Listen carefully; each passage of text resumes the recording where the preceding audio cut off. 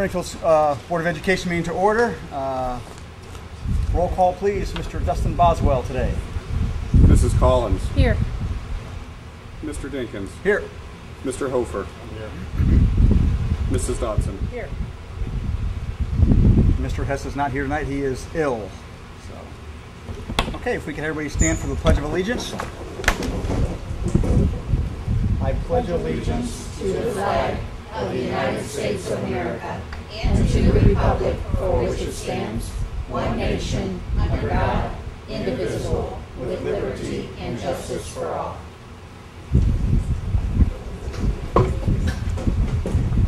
All right, first agenda item, we have some presentations this evening.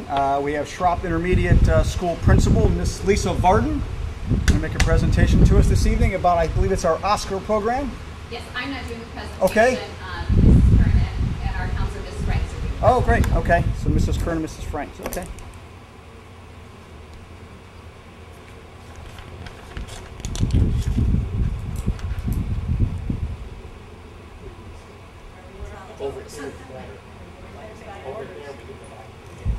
Stand in front of the fan. It's much cooler. Then we'll block it from the Here's the mic. And then trade it back and forth.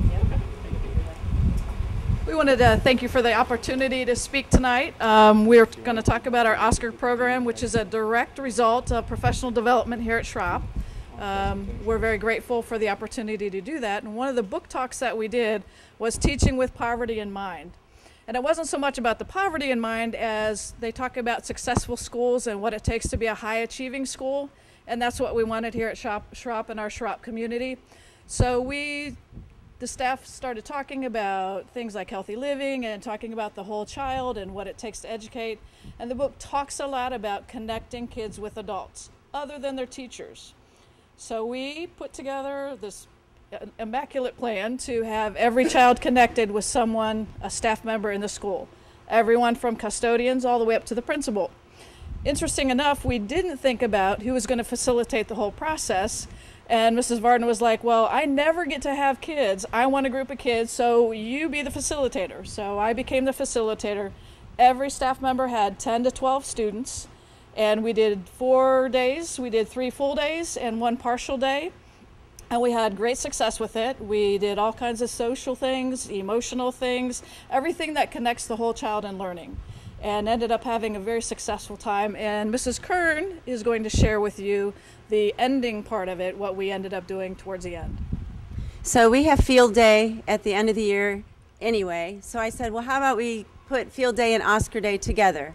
So we used the theme of overcoming obstacles for the kids, and we rented a big blow-up obstacle course, which was 78 feet long or something, so it was great fun.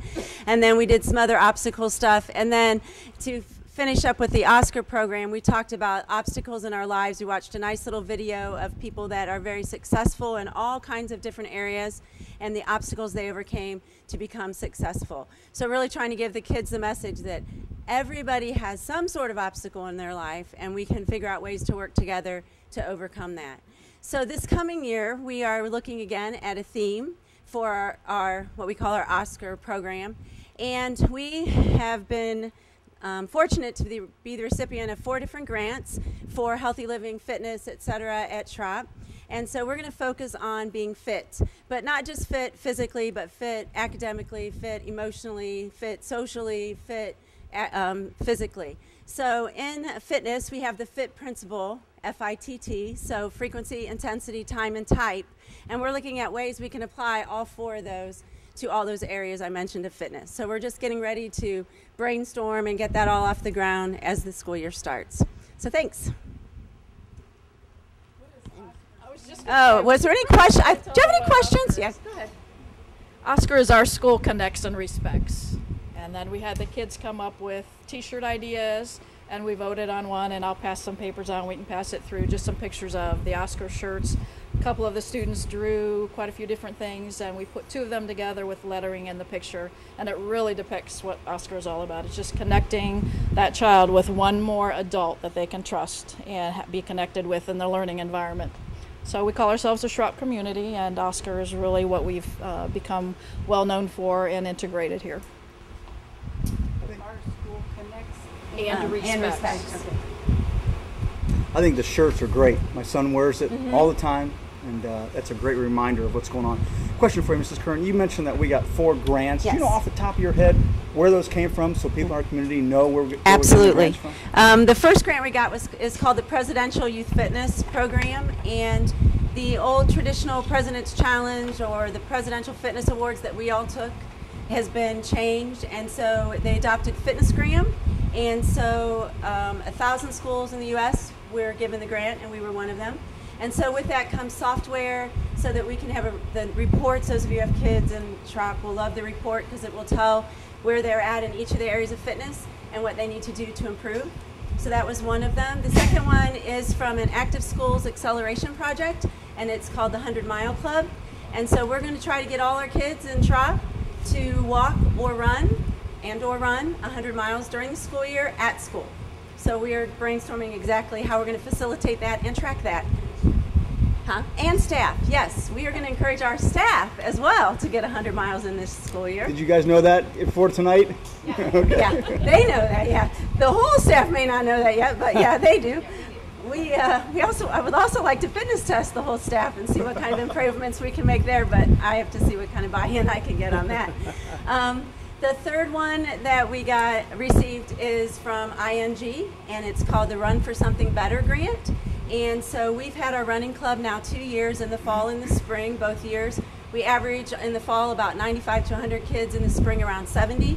And so we've Mrs. Varden has found funds to help us facilitate that. So this year we are funded by ING. And so there will be an assembly coming up soon here at the school where they're going to make a presentation of that award. And then the last one we will talk about a little bit more is from the Summit County Health Department for a trail that we're looking at here in Schropp that we started conversation about 2 years ago. So, Great. Is that the bank, ING? There's a bank, ING. it's the big ING, like financial, I think. Yeah. Okay. I was fortunate enough last year a couple times to be in the building when they were doing the Oscar program, and it's really neat to see the kids. They're enthused, they're engaged, and they're really learning. Are you guys going to run at the Bog again in the fall? Yes, we are. Make sure you get me the date. It's really fun to come over and watch the kids run. November 14th, right? November 14th. November okay. 14th, we will have our Bog race, and that's where we take the children out that are in running club to the Bog Park on Portage Line, and we run one lap, which is 1.6 miles, and it's a lot of fun. And we have rewards and stuff afterwards. And I know 2 years ago, Mr. Sincere and I were there, and it was about the coldest day of the year, I think. It snowed. Or at least Yep. it felt like it was. Thanks for everything you do. Great program. Thank you. Thank you.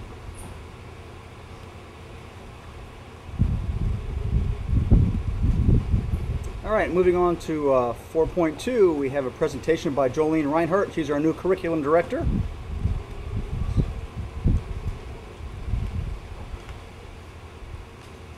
I chose the right dress. That was good.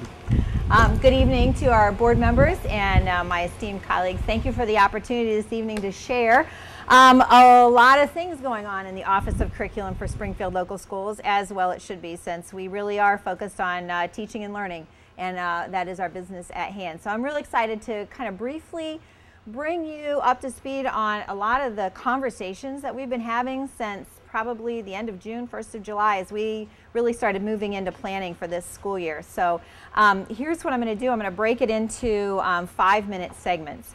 And my first segment is a little bit of a technology piece, because the information I'm going to share with you is actually via LiveBinders. And I don't know if anyone is familiar with LiveBinders, but it is a free Web 2.0 tool that our teachers and our students use. It's a fabulous resource for teachers. It's a great presentation tool and organization tool for students. It's something that I personally and professionally have been using for the past 2 years.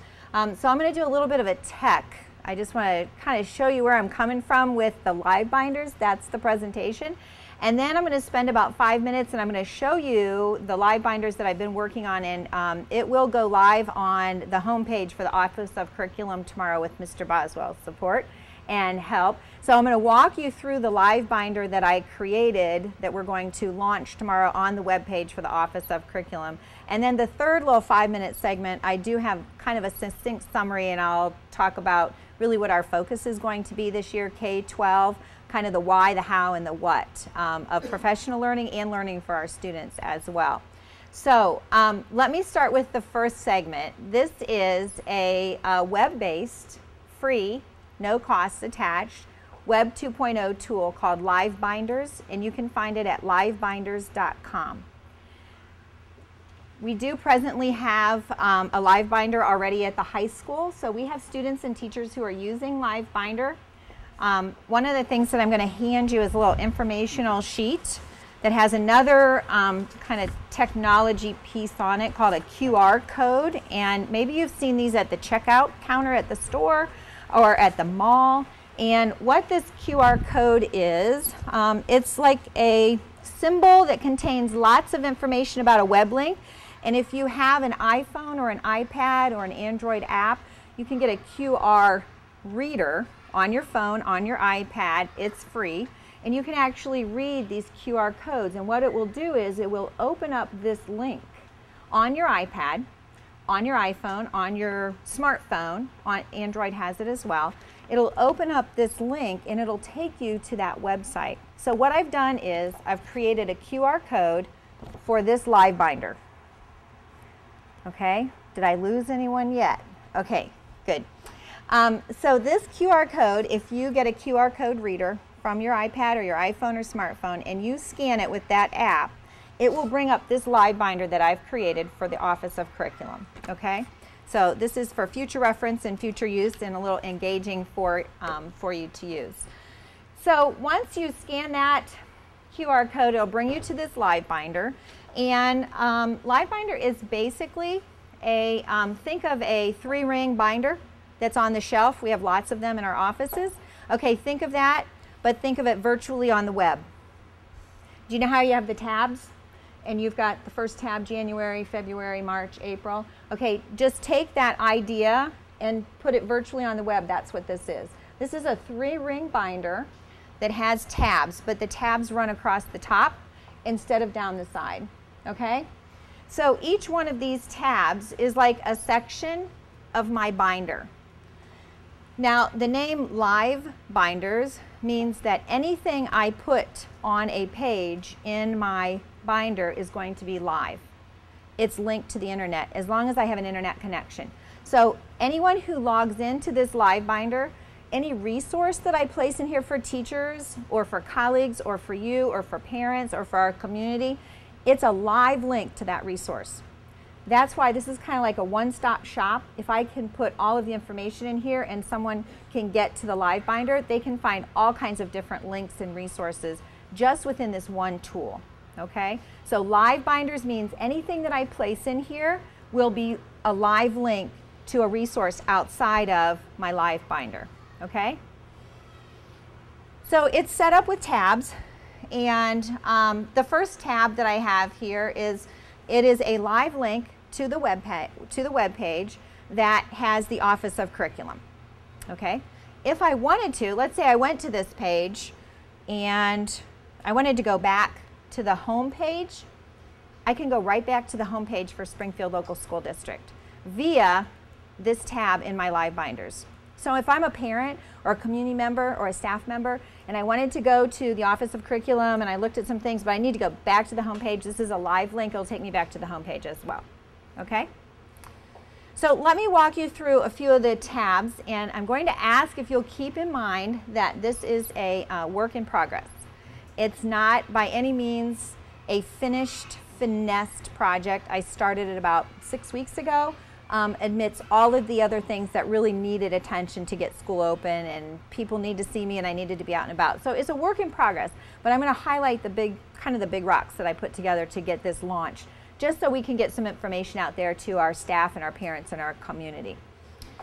First tab is my contact information, so it comes right up and they can find my extension and they can find the email address.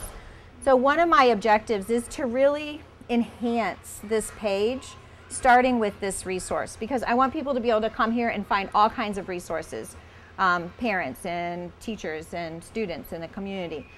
So right now it's a little bare, but it's going to be built upon, and this is going to be the first piece, is this LiveBinders link.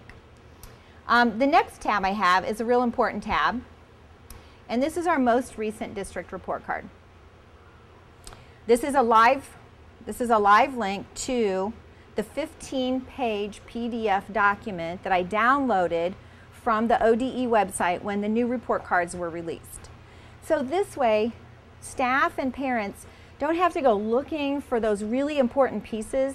Literally, it's right here in one tool they can find that. And I'm sure that you probably have seen this. I won't go in depth, but I want to highlight a little bit. It's a 15-page document. You can find all 15 pages here. But this very first page kind of captures the report card that we have and the information that we're going to be using this year to kind of formulate the focus and the strategy. And Springfield we ranged, like most districts, converting to this new report card.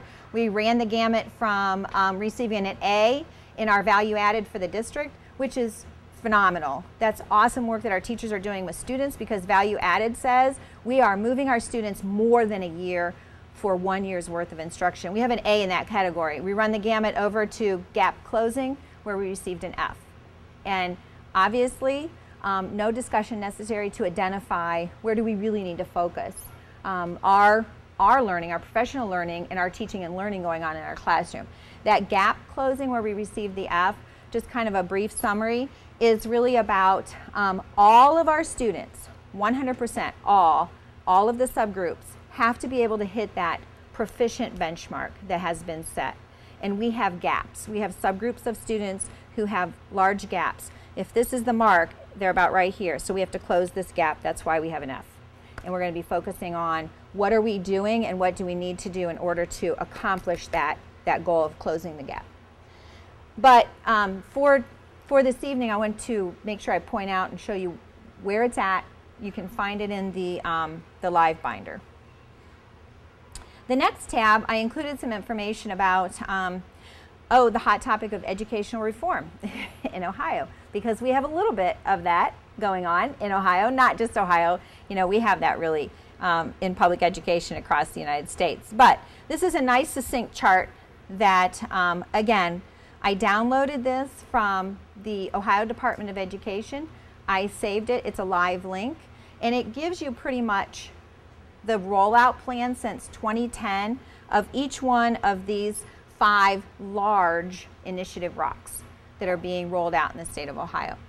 So again, it kind of captures in a succinct way in one location some really important information that someone may want to see and read. The next tab, kind of the beginning of our school year, our Convocation Day 2013, and we had a Prezi. We'll see if it'll load. Mr. Boswell, pardon? Oh, we did, and it did load though. Depending on the strength of the Wi-Fi, it would load for us or it wouldn't load for us from here. With the great support and collaboration with my colleague, Dustin Boswell, we put together a Prezi for the first time, and this was our Convocation Day. And we used Prezi, which is another free Web 2.0 tool that our students and our teachers can use in the classroom. It's engaging, it's interactive. There's so many things that the kids can do with it. So we put this together, and it's also in here with a live link. So if you weren't able to see it, or if you'd like to review it again, it's here for your perusal.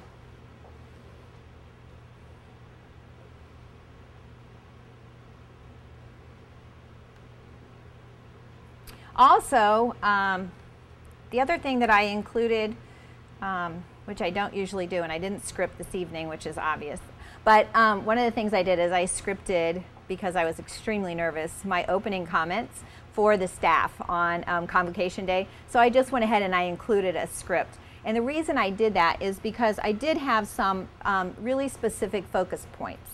And I thought this way we can continue to revisit them. It's just one of the goals that we have this year for developing common language K-12 and having a focus. So I even included my notes from the notes from curriculum on Convocation Day.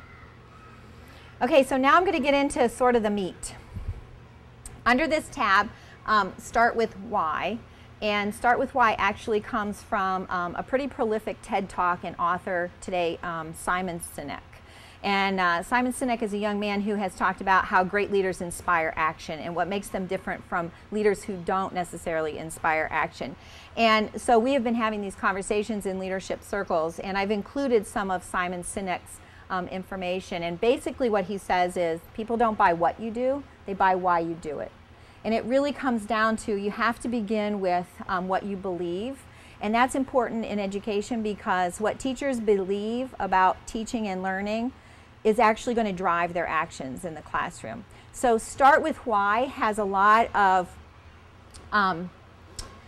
relationship to what we do in education, working with children. Beliefs drive our actions, and we really want to examine that. And it's going to tie in later with what we're focusing on this year in the district, and that is assessment. And we're going to talk about what are our beliefs about assessment, and go back to, let's start with why. Why am I assessing? Why am I doing this? So I've included some information here, and one of them is, this is a link to his book. This is Simon Sinek's book, Start with Why, which is actually going to be the administrative team. We have agreed to do a professional read each semester, and so we're actually, as a team, we're going to read Simon Sinek's book. On the next tab, I also have his very engaging TED Talk. So at your leisure, if you're so inspired, Simon Sinek delivered a very engaging TED Talk. And TED.com are a lot of great speakers. We use them in classrooms. We use them especially at the high school level. They just very engaging information. So I included the link there, and it's live, once again, to Simon Sinek. And that would be him. This is another important why that I've included. On opening day, convocation day, we had Matt Devers here from the Summit Education Initiative. And Matt actually is, he's the Senior Data Analysis Specialist for SEI. And he talked about the importance of how SEI is being supported as a nonprofit in Summit County to really drive this research called Cradle to Career Continuum. So for informational purposes, I thought that was important to include that as well, because we need to develop a broader understanding of what is the research behind Cradle to Career. And one of the things that came out of this research is the third grade guarantee in the state of Ohio. And I know you've heard a little bit about that, right? Third grade guarantee. It's one of the touch points on the Cradle to Career Continuum. And it's the touch point that says by the end of third grade, students must be reading on or at grade level, above grade level, in order to experience greater success later on. So those pieces and parts you can find under the tab. Start with why. Why are we examining practice? Why are we talking about all of these things that we need to be doing with teachers and students in our classrooms at Springfield? So the next tab is the how. So after we examine why, we're going to talk about, well, how are we going to do this? What's the plan? And this really is the piece that I'll leave you with this evening. This is just a succinct kind of snapshot of what we're going to do this year. Out of the Office of Curriculum, we're really going to focus our conversation K-12 on one topic, and that is creating balanced, effective, accurate assessments that are very student-centric. So we want to get kids involved in that process, but before we can do that, we need to become experts ourselves. So this is again, just a PDF that I've uploaded to this page. And it has the details, and I won't read them to you because I know you can read them at your leisure. But what I would like to point out is this. We started the conversation at the beginning of the year, and the principals really did the identification. They were asked, what are the priorities? What are the needs? What do we need to do this year? And this is what they came up with. They said, Jolene, we really need to focus on these things. SLOs, those are student learning objectives. They need to be written, created, and then assessed for every single class that we're teaching, okay? SLOs. The second thing was we need to focus on math. If we go back to the district report card and we scroll down to the indicators, we did not get the indicator for third grade, fourth grade, fifth grade, or seventh grade math. So the need is pretty easily highlighted. So we said, we really need to focus on math. What are we doing to build mathematical thinking and skills for our students all the way through the spectrum? Another identifier was we want to develop self-thinkers. Everyone. We want everyone to become self-thinkers. And that really goes back to involving our students in the process of learning. How engaged are they? How much of that process do they own? Are we releasing enough responsibility to them so that they can actually become self-thinkers? Another piece was focusing on culture. Let's really focus on the culture that we are creating, building, maintaining, sustaining here in Springfield, and we want it to be very student-centric. I had the great pleasure of going to a multinational conference last year that was featured by Battelle and Conference. I listened to speakers from Finland, Singapore, Canada, and the one thing that they kept talking about in their success in their school is that they have a very student-centric culture, and they talked about how they made it student-centric. So that's a big piece for us this year too. We want student-driven learning. And the last one was, what process do we want to focus on? Because we really just need to have focus and one conversation so that we can be very successful in whatever initiative we undertake. So we identified that logically the next step for our teachers and our students would be to start utilizing formative assessment practices much more so than we do now. We are heavily favored and balanced on the summative side of assessments, and those are the kinds of tests that we're all used to. You take a test, you get a grade. You take a test, you get a grade. You take a quiz, you get a grade. Formative assessment is an entirely different process. Formative assessment is involving the learner in the learning while it's happening and giving them feedback about what part they got right and what part they still need to work on. It's totally different from summative, but it's the most impactful piece, and we don't have enough of it. So we're really going to talk about how do we balance so that we actually have more formative assessment and less summative assessment. What's the process for that? And with support from our Board of Education, we have instituted 3 full waiver days this year. That's going to be K-12, and we also are going to do 4 delayed starts this year, and also K-12, so that we can have really deep, meaningful conversations with our colleagues built around all this great research that we know is out there, and we just need to put it to great work in our classrooms for our students. We're going to utilize the work of Black and Willem out of England, which is Inside the Black Box, which was published in 1998. It's not new research, but it hasn't been really paid attention to as much as it should. And also the work of Rick Stiggins, and Rick Stiggins based almost all his work on Black and Willem. So that really is kind of the big picture of a lot of things that we're going to be working on, but I think the most exciting piece is the reception that I've received as far as, you know, throwing ideas out, and the principals and the teachers that I've talked to said, oh my gosh, that's just exactly what we need and where we need to go next. And I think the focused conversation K-12 for our staff will be very engaging and enriching for them. And Mike Schmoker always says, you know, if you have focus, you get more with less. So I know it's a lot of information, but it should be, because what we do out of the Office of Curriculum really is the business. It's about teaching and learning, and we have to be very, very focused and also generally speaking across the board responsible for everything going on. This last tab I'm going to leave you with is kind of a personal and professional belief, and that is I think that it's ultimately important now that we focus on building leadership capacity for all. Within each and every student, within each and every teacher, with each and every member of our school community, there is leadership capacity, and it's up to us to be sure that we're recognizing and really building up that leadership capacity, especially in our students, so that they understand the greatness that they have within them. And there's so many things out there now that's available, and the conversations are vast about building leadership capacity. But really I think the guru of all was Dr. Stephen Covey. And I'm sure many of you have a copy of his book from 1989 when he wrote The 7 Habits of Highly Effective People. They're based on 7 principles that are universal, timeless, and they're at work whether we recognize them or not. And from those 7 principles, Dr. Covey came up with these 7 habits. and they've been subscribed to for all these years by lots of effective people. And now, in the last decade, what they have done is they've actually brought the 7 Habits down to schools and to kids. And they're finding phenomenal results when we start talking to children, to students about their leadership capacity. Because if we don't talk to them about that, they don't believe they have any. It has to come from us because they think they're too young, or they're not, they're not old enough in school to really have that leadership capacity. So my last thought that I'll leave you with is something that will be part of our conversation.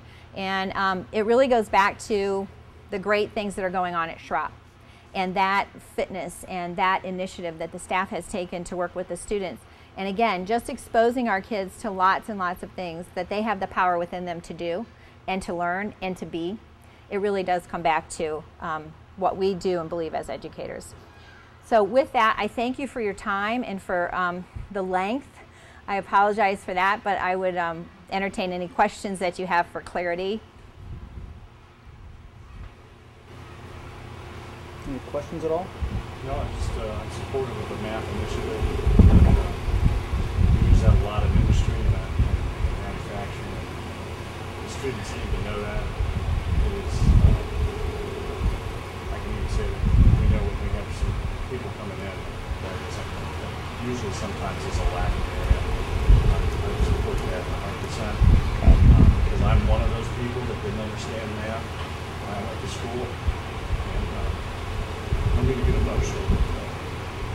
It limited my career. So I fully support that 100%. Thank you very much. Yeah, we want our kids to really feel confident and believe in themselves as learners. Oh, absolutely. Absolutely, thanks. Jolene, thanks for putting that district report card on your live binders and on that website, because oftentimes when you go to the ODE website, it's difficult to find what you're looking for. So that's much simpler for our folks to find what they need to find. Thank you. You're very welcome. And there's a lot of things in here that I didn't touch upon, but at your leisure, you can explore. There's a link to the ODE homepage. You can click on this. Usually it'll load. It's not loading here because of the bandwidth, I think, in the cafeteria. But it's a live link, and it'll take you right to the webpage. Same thing for the Ohio Standards for Educators, which were officially adopted in 2007, on which the new OTES and OPES evaluation systems are based. These are the PDFs. These are the 7 standards for the teaching profession in the state of Ohio, again, on which OTES is based. These were published in 2007. These are the 5 standards for principals. There's the PDF. And again, these are lengthy documents. They go into detail, and they will be part of the professional learning this year for all of Springfield staff. And then there's also a PDF that goes along with that about how we can use those standards, and we can have educators doing their self-assessment checklist and so on and so forth. Additionally, there's standards for high quality professional development, which we will also be following, and those you can find under the focus on PD. And there are actually 6 standards for high quality professional development that we should be aligned with for any professional development that we're offering in the district. So there is a wealth of information in this live binder, which is why I didn't hesitate to share it, even though it's not complete. It is a work in progress. I think you'll be able to find enough in there to answer a lot of questions and find our direction that we've gotten so far that we're at. Thank you very much. I thank you. Good to hear it for the first Thanks, time. Jolene. Looking forward to hearing the progress as we move this thing forward. So thank you very much. Happy to share. Thank you. Great job. Next on the agenda, we're going to slide in a presentation we were asked to hear from Springfield Township trustee Dean Young. We're going to slide it in here now. So Mr. Young, come on up and just hear what you have to say.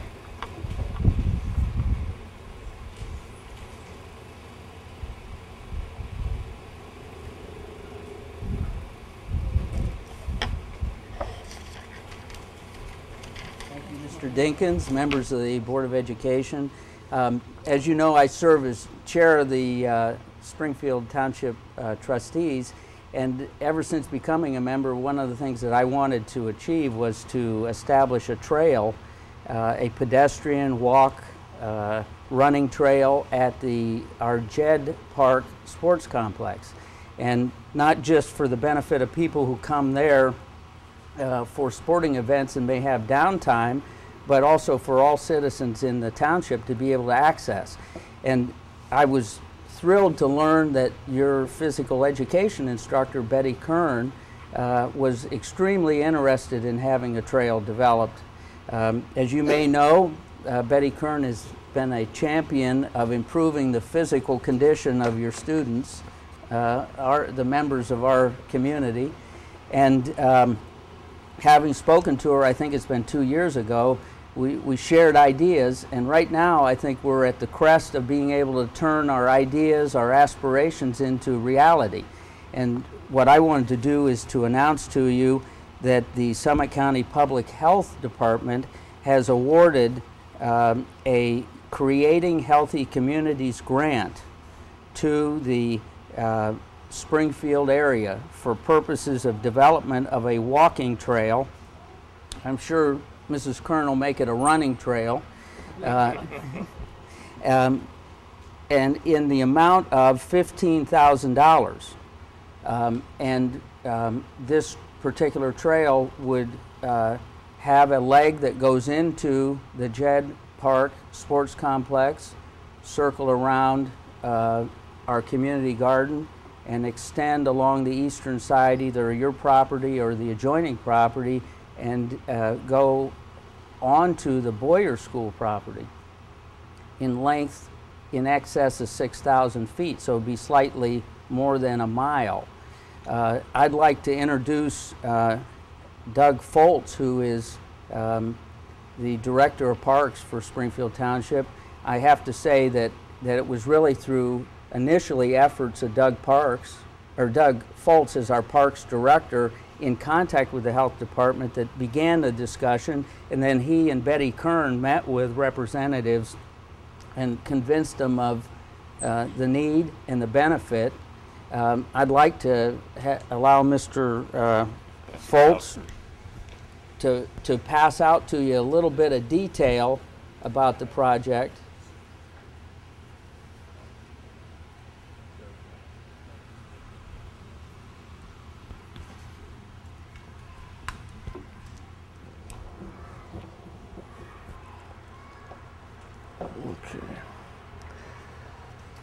Okay, and a special thank you to Mr. Bobby Dinkins too, because he was a big part of the initial grant opportunity that he worked on with Betty Kearns through Lowe's Home Improvements, and we hope to revisit them for additional money now that we have a partner with Summit County Health Department. But if you go through the handout I just gave everybody, and I apologize for the clarity of it, but this is a trail that was that we also applied for a couple years ago through Lowe's. As you can see, I put some benchmarks on it. Betty Kern, myself, and Nicole Sewell, we took a wheel out and just kind of gave us an idea where we were on the property. It would start over at the southeast corner of the parking lot and then move directly east from there. And if you look at the on the upper right-hand corner of the map, it'll tell you how far you're at approximately at those points. So we can envision this moving east if we get cooperation with the corporate entity, F. Pinkerton, who showed an interest before, and we're revisiting that. If not, we'll probably have to move the trail in just to be on existing school property. But once you start there and go north, there's different benchmarks, and you come back down, and you see we involved the community garden for a loop, which is about 1,220 feet, and then we tied in the Jed property between the two Little League ball fields up to the pavilion for another 300 feet. So not only can this be a great asset to the school, the teachers, the students for programming and physical education, for cross-country meets, but also to the immediate community as far as the neighbors. They'll have a place to walk a trail or run a trail, and then the people that come out of town, the players' families that enjoy the Judd facility, will also have an opportunity between games to utilize this trail. So we're very excited about it. As far as, if you turn the page, the costs, kind of looked at what we had before, and talking to some different people, I think we're going to build this trail more in line with Summit County Metro Parks. And why we want to do that, I think, is as far as maintenance, so we can get some light trucks on there when we need to do repair work and other necessary things for maintenance with the trail. But if you look at all over, we have money for survey, benches, signs, landscape plants. The materials are quite costly, but they're necessary to build a long-term trail. We've got equipment rental built into it, some topsoil and seed. In kind, and that's where we're looking for partners. Hopefully the school district will have maybe some equipment or personnel available to help us. The township's going to be involved. The Boy Scouts will be involved. Betty Kern's father, Mr. Holball, will be involved as a contractor. Mayor Rick Justice hopes to be involved from Lakemore. Maybe the Lowe's Home Improvement employees again. And any other organizations that maybe see this in the paper or the press that want to get involved, just feel free to call me. We'll welcome them with open arms and make this a true community effort. When you look at everything, the cost for the trail, by my estimate, these are just rough estimates, is $49,667. The grants for $15,000. We look to have $16,000 in kind. And total cost we're short is around $18,000. But I'm confident if we start the trail, we'll be able to finish the trail, especially this year. Even if we get started this year and finish it phase 2 next year. So that's the trail plan. And if there's any questions, I'll give it back to Dean, the trustee chairman. I don't know if Betty has anything that you want to add to this.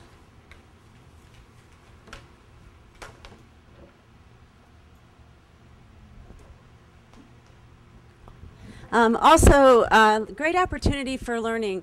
I asked Mandy Graham today, one of the sixth grade teachers, if she could come up with some ideas for science applications. And that was at about 2 o'clock. And before she left, she had a front and a back on a piece of paper that she had written out. And she put at the bottom, and if you need more, just let me know. So I think we have a lot of learning opportunities as well as fitness and community opportunities. I also wanted to mention, for me, being involved in the wellness committee that we have in our township with Summit County Health Department, Debbie Minerick was our previous contact. That's what really got this rolling, because Debbie was very interested and tried to give us money before, but we had to spend it, and it wasn't enough to, kind of get going. So it really shows the power of our wellness committee in conjunction with the health department as well, and the importance of that, because otherwise it wouldn't even have gotten started. So again, just the whole focus around wellness for the community, working with all those different partners. I don't know if there are any questions. Did you want to add something? I'm sorry.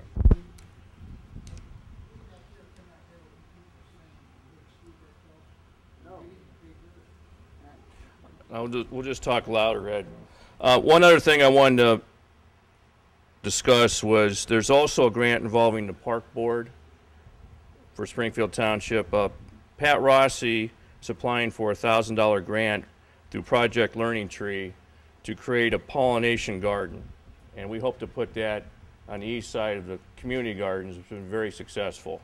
So there's also another opportunity for the students to be educated with the science teachers here as far as butterflies and pollination, and it'll be right in the middle of the loop of the community garden area. So I think that's another great asset that we can provide. There's always, when we come to talk about these things, there's some point of where we're saying what we want from you.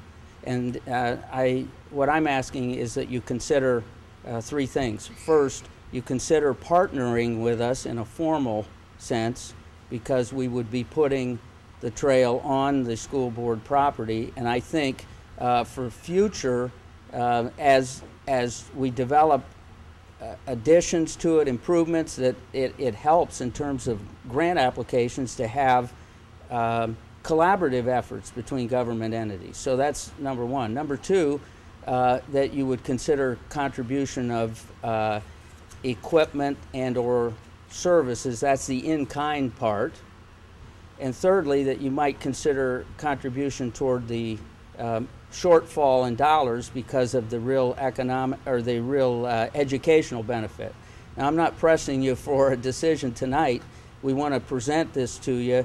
The fourth thing, though, that I would like you to do, if you can tonight, would be to appoint at least one of your members to act as a liaison with the township in terms of developing details. In other words, specifics as far as proceeding, exact location, exactly the timetable. The thing I will tell you, and this is in the letter, you may or may not have noticed it, they tell us the grant year for this program does end December 31 of this year, at which time unused grant funds must be returned to the Ohio Department of Health. Well, I intend that we're going to spend $15,000 in the calendar year 2013. So we're going to go from aspiration to at least as far as we can get on this year. I will tell you in terms of some liaison from the board, it's certainly up to the board as to what member and who you might put on a subcommittee. I will tell you the initial proposal for this trail was written by one of your members, Bobby Dinkins, at the time he served as director of Community Center. In addition, we're going to need your business manager to help us with facilities. That's my request at this point. Any questions for Dean and Doug? Yeah, you were talking about the corporate entity.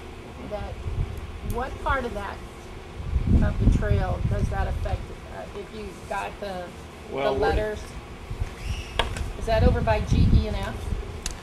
No, the corporate entity would be between C and B. I have a better map in my file. I'd be more than happy to share with you. There's a little kind of piece of land when we were originally setting up the trail. Right as you make that turn, that it looks like it's not owned by the school district. It's owned by the people who have the big mold plants and stuff behind us here. So there might be there will be discussions with them about how we either acquire that little piece of property or if they donate it to us. I don't know the legalese stuff, but when we initially tracked the trail, that was kind of just a little slither that didn't look like it was ours when we ran the maps.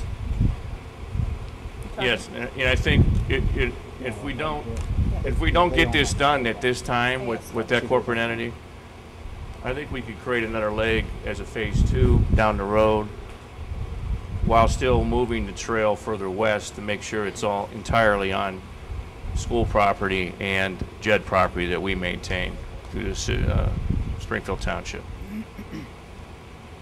Mayor Justice was here earlier and had another commitment, but he wants to be involved, contributing some time and effort to this. And I really think that it's the kind of thing that when we put the call out for volunteers, a lot of people will want to help. Yeah, please let us know when that call for volunteers is, because I can coordinate that part of it with our teachers here in the district and our staff members. What you guys are proposing, that's wonderful for this community. It really is. Thank you for all of your work. Thank you. We appreciate it. Thank you. Do we need to take some action at all? I don't think so. Point. We're just gonna wait then. We can appoint somebody tonight. Yeah. You guys want to do that? You want to appoint somebody tonight? Or do you want to wait? It sounds like they're having to move pretty quick on it. I'm not happy to do it if you guys. Yeah, I would like to. We've already started that. Okay. Fine. Okay. Do we have to have a motion for that, or we just? Well, I don't think so. Okay. Who's doing that? I will, I guess. Okay. Yeah. Hey, go ahead. Hey, Dean, we've appointed. I'll do it. Bobby Yeah, will do definitely. that. I'd love to do it and work with you guys on it and stuff. So.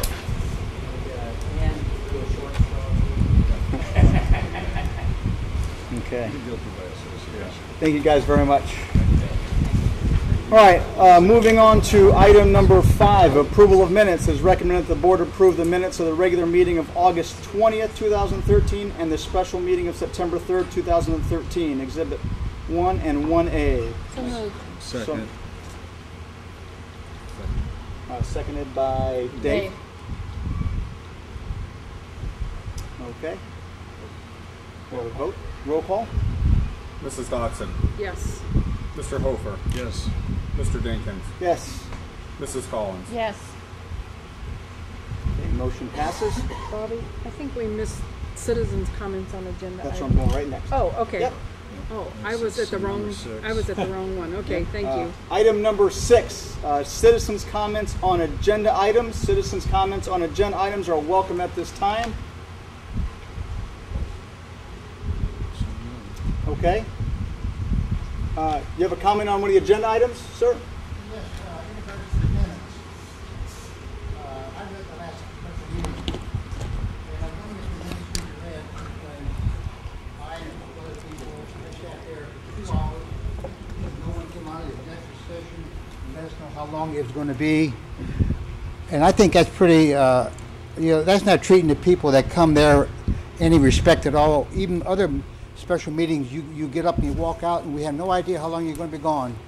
Could you take in a secretary and have her come out every 20 minutes and say, well, your meeting's going to run for another half hour, another 2 hours? Because I don't know what went on. I left after 2 hours. There was no refreshment there to boot either, you know. Right, I mean... But I can't hear you people back here. I mean, we might as well go home. I'm trying to yell. I mean, I'm trying to get louder, definitely. One of the things with those executive sessions is we don't know how long they're going to go. Yeah, but can't you send somebody out? Or take somebody in as a private secretary and have her come out? You mean the meetings are that important and no one can get up for... Yeah, we just don't know if we said it, we think it's going to be a half an hour, it could be an hour. So we don't know in executive sessions how those things are going to go. And I know it's tough to sit there and kind of guess on when we're going to be out, but that's not something that we can predict. I wish we could. Well, why can't you bring someone in there that can go out every so many minutes? Like a secretary or confidential security guard or somebody, you know, something like that. Well, the minutes can't be read because I have no idea what went on at that meeting because I left. Are those on the website? Yeah, if you check our website, sir, you can get them on the website. No, all I have is a land phone in my house, so okay, if you stop by the board office, I can get you a copy of them. Yeah, okay. Okay? Okay, thank you. Okay, moving on to item number 7, payment of bills. It is recommended that the board approve payment of bills for the month of August pending audit. Exhibit 2. So moved. So moved by Cindy. Seconded by Dave. Any questions at all? Okay, roll call please. Mrs. Collins. Yes. Mrs. Dotson. Yes. Mr. Dinkins. Yes. Mr. Hofer. Yes. Moving on to item number 9, acceptance of financial reports. Payment of bills. I'm sorry, 8. Payment of bills, then and now. It is recommended that the board approve a resolution for payment of bills per the Ohio Revised Code, section 5705.41D. That's in Exhibit 3.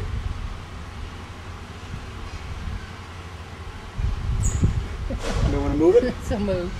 I've lost my connection here for some reason or another. I got it first. I know, it won't come up. Okay. Jolene, we also have connectivity problems up here, so. You need a second? We have a second? I'll second it. Okay. Discussion? Okay, roll call please. Mr. Dinkins. Yes. Mr. Hofer. Abstain. Mrs. Dotson. Yes. Mrs. Collins. Yes. Okay, item number 9, acceptance of financial reports. It is recommended that the board accept the financial reports from the treasurer for August 2013. So moved. I'll second. Can you see? Yeah. Any discussion? Okay, roll call please. Mrs. Collins. Yes. Mr. Dinkins. Yes. Mr. Hofer. Yes. Mrs. Dotson. Yes. Okay, item number 10, It is recommended that the board approve the following personnel items, and those are all listed in the agenda. I won't go through all of them, but they are listed on the agenda. Do we have a motion? So moved. Second that one. Did you get that? Okay. Roll call, please. Mr. Dinkins, Yes. Mr. Hofer, Yes. Mrs. Collins, Yes. Mrs. Dodson. Yes. Moving on to item number 11, transportation to other schools. It is recommended that the board adopt the following resolution. Resolved that it is deemed to be unreasonable, uneconomical, and or impractical under present conditions to provide transportation on our buses to the following schools. And they are listed on the agenda. I won't go through all of them. Looking for a motion. Okay, and the schools are listed, and then be it further resolved that parents of students attending said schools may qualify for an annual payment per child as prescribed by law, state average per pupil expended for transportation during the past year. Parents may so qualify by waiving transportation, making application for a D contract, signing same, performing according to the terms thereof, and submitting an invoice at the conclusion of the year. So moved. Second. Roll call, please. Mr. Dinkins, Yes. Mr. Hofer, Yes. Mrs. Dodson, Yes. Mrs. Collins, Yes. Item number 12, transportation to Biomed Science Academy. An ODE transportation timing bus run was conducted on September 6, 2013 to Biomed Science Academy in Richtown, Ohio. The 30-minute eligibility test was found to meet state requirements. After considering our current fleet size and routing, it is recommended the board adopt the following resolution. And it's basically the same thing, that we will not provide transportation to Biomed Science Academy in Rootstown.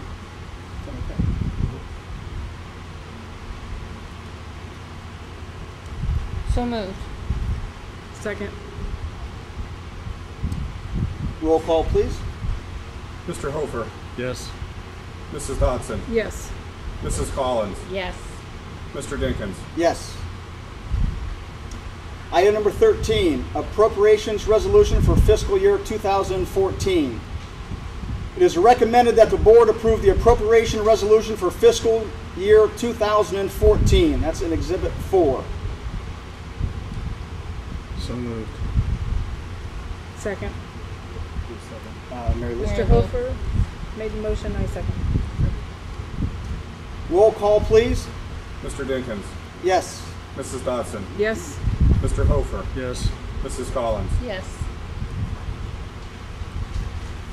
Item number 14, insurance contract.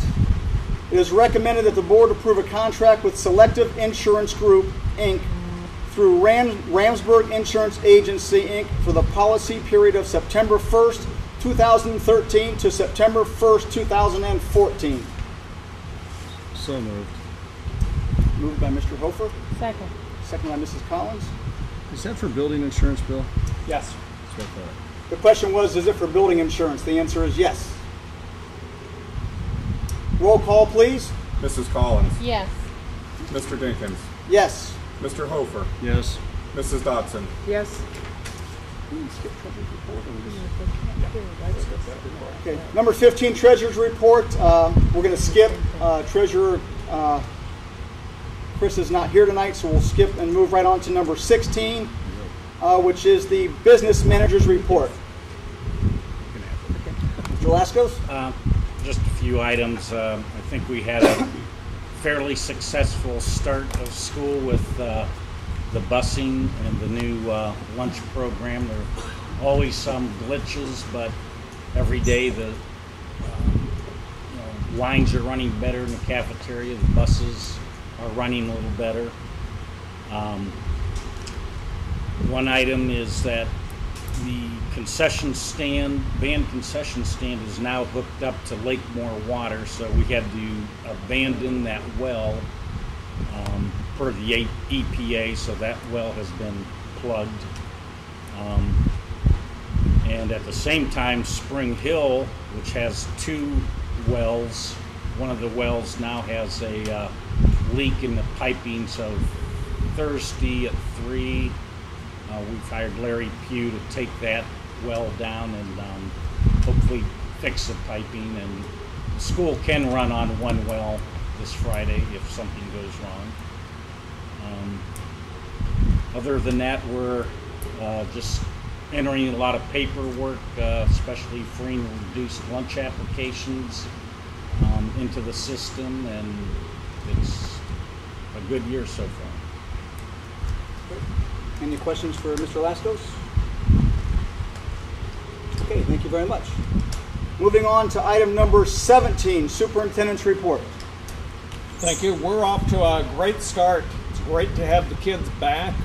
They look great. The teachers look great. The buildings look great. I went through all the buildings on the first day. The kids were enthused. They were excited to be back.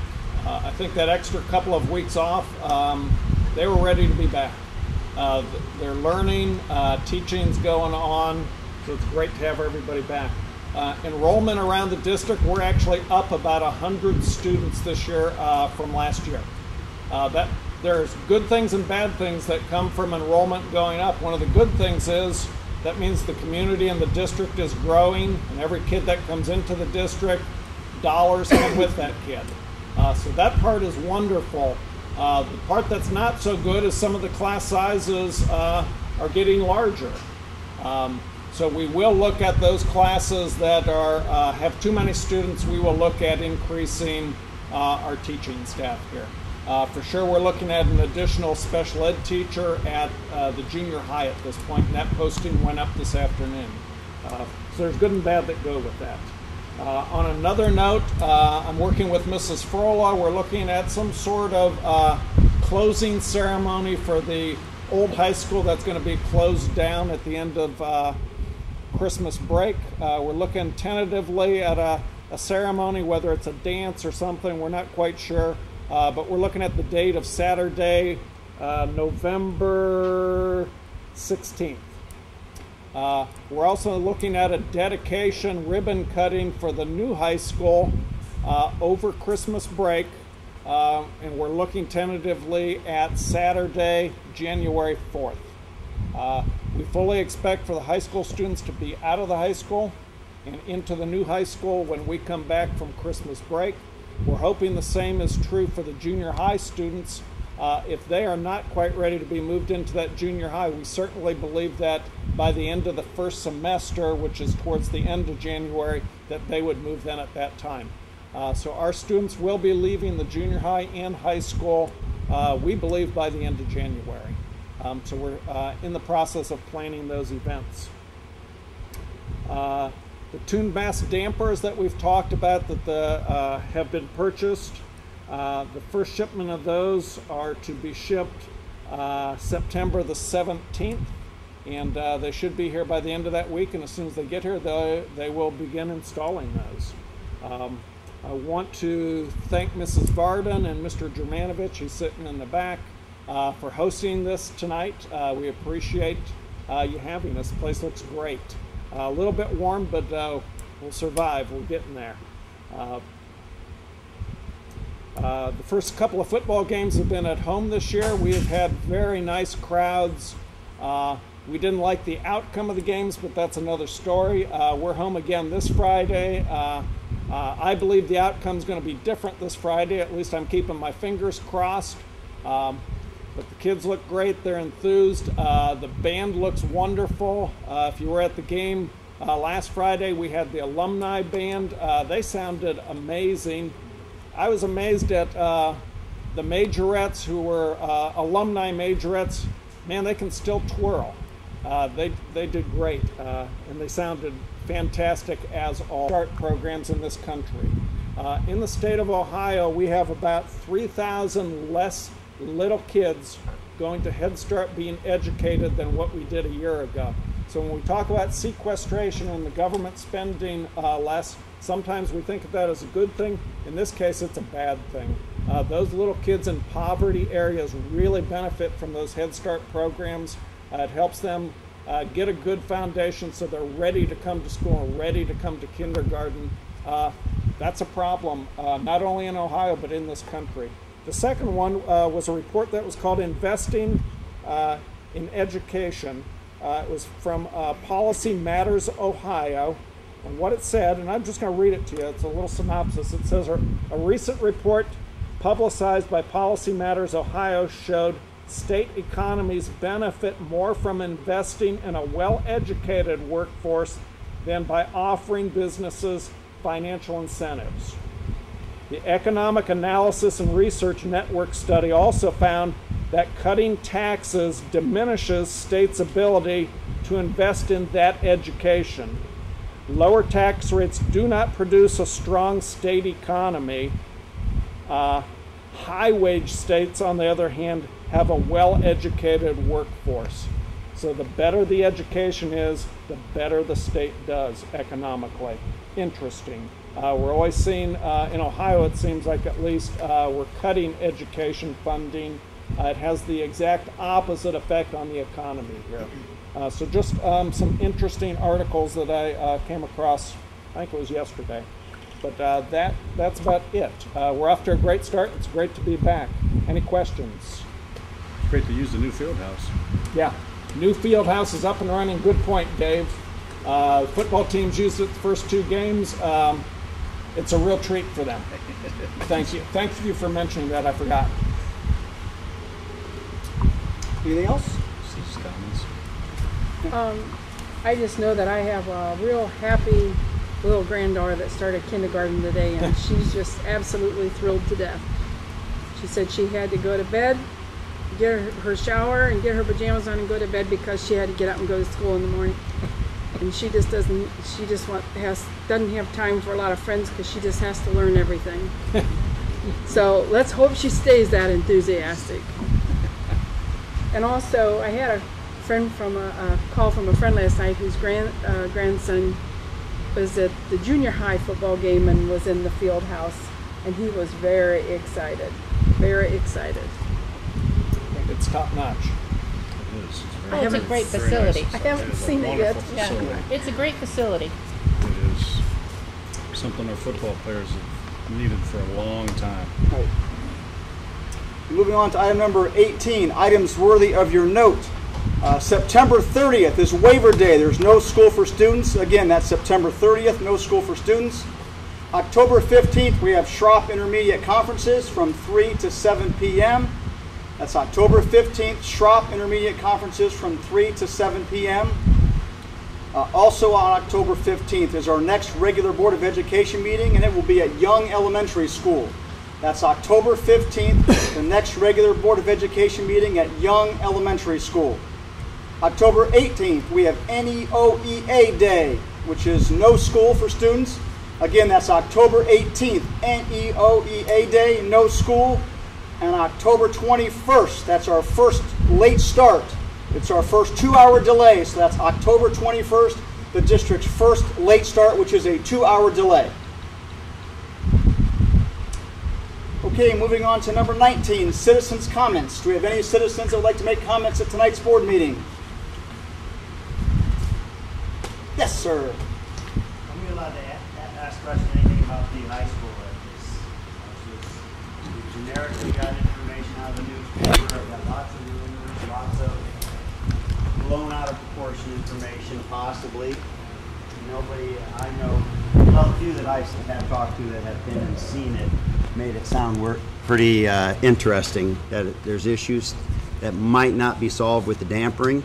I'm in construction. I understand when you have movement in floors, the ramifications of it. It's one thing to damper and sequester the vibration, but did it stop it from moving? All it did was stop the reverberation. I was just curious. A lot of people are, as we should be. Our students are going to be under these floors. Has the architect and the engineer signed off on what we're adding, this weight we're adding? The ones that designed it, have they signed off on it? They have. They have signed They off have. on it? Good, that's Yes. what I want to hear. Yes. Because somebody's got to be responsible when it's all said and done. And the last I heard, they hadn't. That's why I was questioning They have. it. Good. In the way of just in general, the motions of the floors, have they, now that they said they tested the dampers in one room, That is correct. did they load test it with a similar amount of people and jump and do things to see what it would do? Yep. That was done a long time ago before the dampers Good. were ordered. Okay. Yes. And then testing in general of adequate? Yeah, the dampers are not here yet. I understood, yeah. I walked around today and looked in the windows. You can see all the brackets ready to go. It looks like you guys are on track for everything. I just wanted to, there's just that little bit in, as a contractor, Sure, we understand that what I will tell you is the board has hired their own engineer, and we've worked with our own engineer to get the fixes in place. But the true building They engineers have signed off on it. That is correct. Okay. And who's responsible 10 years down the road if the concrete, after so much movement, decides to implode itself, and that it happens? And I'm just wondering, if we go to replace floors, there's nobody going to take the responsibility, possibly if they implode. I guess that's a question I'm not equipped to answer tonight. We're working with our legal counsel on those kinds of questions. And there's only so much that we can talk about publicly. Okay, because I was worried. I know if when the floor moves, that the ceilings are tied to that floor, they move. And I noticed most of the ceilings are out in those areas. They left them out to install these things, or taking them back out in some cases. And yeah, what I will say is, all of us sitting at this table, we are satisfied with what the fixes are. The engineers and architects also are satisfied as well. Okay. Is a contractor everybody held has responsible for how long after they turn the building over to us? Is there a year? I know most of the time they cover things for about a year. Are they extending that a little bit because of the issues? That I'm not sure.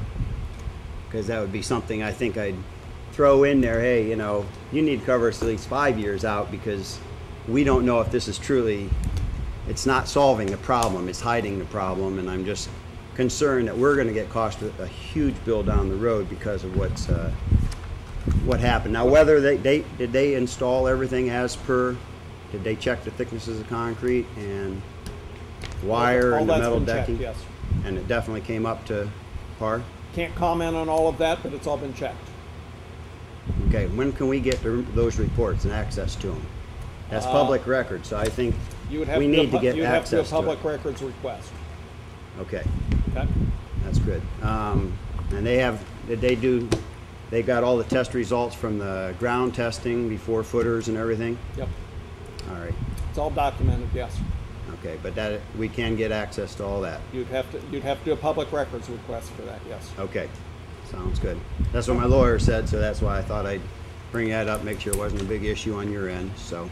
And also, we do have information that's been posted on the website of construction updates and things. There's some stuff about the two and mass dampers on there. Yeah, there's a press release on the website. First page, can't miss it. Okay, great. All right. Yes. I've been asked by different people, where were the oversight people who were supposed to see that all this was done properly? That's the another state and whatever. That's another question where you're trying to affix blame as to who's to blame for this, and we're not able to talk about that. Okay. I know everybody says, well, the state has something to do with it. They have money involved. Certainly they had some, I can't think of the name that you call these people. Inspectors? Inspectors, thank you. They must have inspectors who are supposed to check it every so often or at every stage. And it's all been inspected.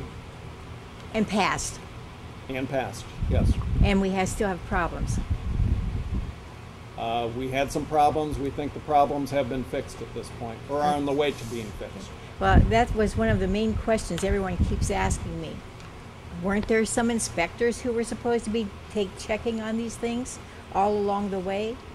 So Yeah. I thought I'd ask you. On the advice of our attorneys, we cannot talk about who's to blame Yet. yet. Okay. Thank you. You're welcome. Correct. Correct. Any other comments? Yes, sir.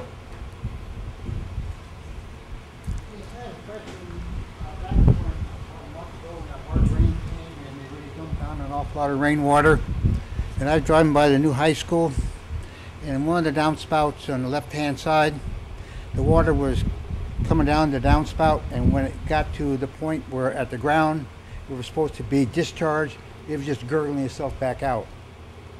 I can't fathom it, having a problem like that being brand new.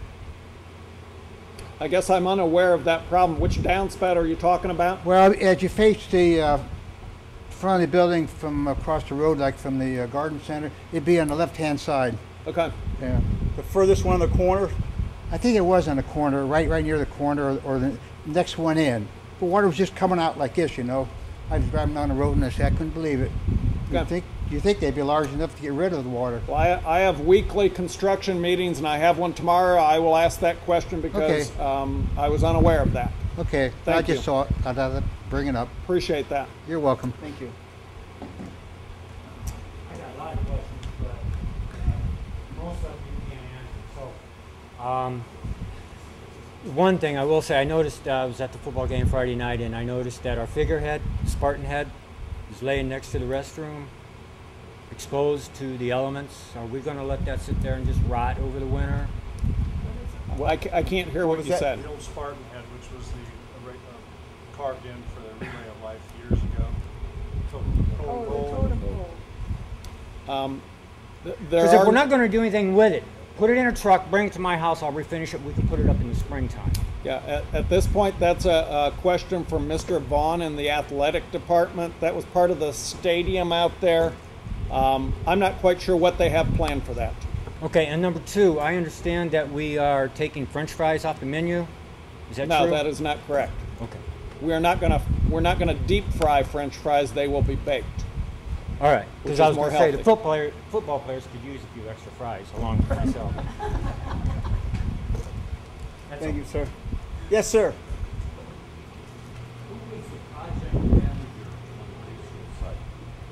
The project manager is a company out of Cleveland, Ohio called Regency Construction Company. And did that person have a name, or is it just, was it a company that did it? It's a group of people. There's 5 or 6 of them on site every day. Thank you.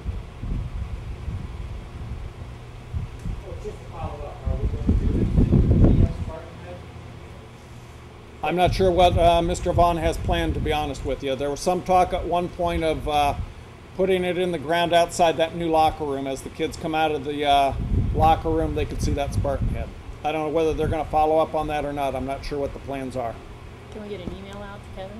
Sure. We will ask him, though.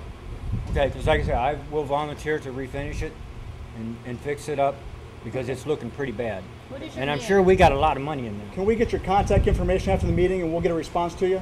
Sure. Any other questions? Maybe a year or two back, there was talk about library for Springfield Township. We're surrounded by libraries, Mogador, Ellett, Green, and there was talk about having something maybe at the plaza temporarily. Has there been any movement in any direction about something for our students? Collectively, they can go someplace close by. Not that I'm aware of. I mean, we're not part of that Summit County Library Board. I believe John Frola is. And you're right, there was lots of talk about a library in Springfield a few years ago. I have not heard anything about that in the last couple of years for sure, especially with the decrease in state funding to public libraries in Ohio. That's kind of where that all fell apart, I believe. well, is there someone that can kind of go back and see if there's any spark to flame to initiate something or come with Yeah, I would guess that's a question for the library board of Summit County. That's not really a school question. That's more of a Summit County library question. We would certainly support something like that, though. Yeah. Okay, it just seemed like it's a deficit for our kids, you know. Where do they go to get library resources? Other districts, and here we are just in the middle of a donut, no place to go except somebody else's good places to have subjects. I will say this, sir. I got caught up in this the other day with my daughter. My daughter said she needed a chapter book for school. And I said, when do you need it? And she says, I need it in either tomorrow or the next day. And I said, it's not going to get here in the next 2 days. You can't order it. And her mother looked at me, and she looked at me and said, Dad, all I got to do is punch it in here, and it comes right to my iPad. And I kind of looked, and I went, okay, you got me. So she ordered the book on her iPad. She started reading it 10 minutes after we had that conversation. So who did you say to contact at the library board or something? The library board. What? Summit County Public Library, they're the ones that determine where the libraries go. So it's kind of a roundabout answer to your question, I guess. Yeah, right. In a way. Okay, thanks. Any other comments? I know we're going to have a nice, beautiful media center at the new high school. If you look at the main entrance, the curved glass, that is going to be the media center. Any other comments? Okay, moving on to, we're going to skip 20. We're not going into executive session tonight. Moving on to item number 21, adjournment. Is recommended that the meeting be adjourned at this time. So moved. Second. All right, roll call. Mrs. Collins. Yes. Mr. Dinkins. Yes. Mr. Hofer. Yes. Mrs. Dodson. Yes. Thank you for all coming out on this hot evening. Yes.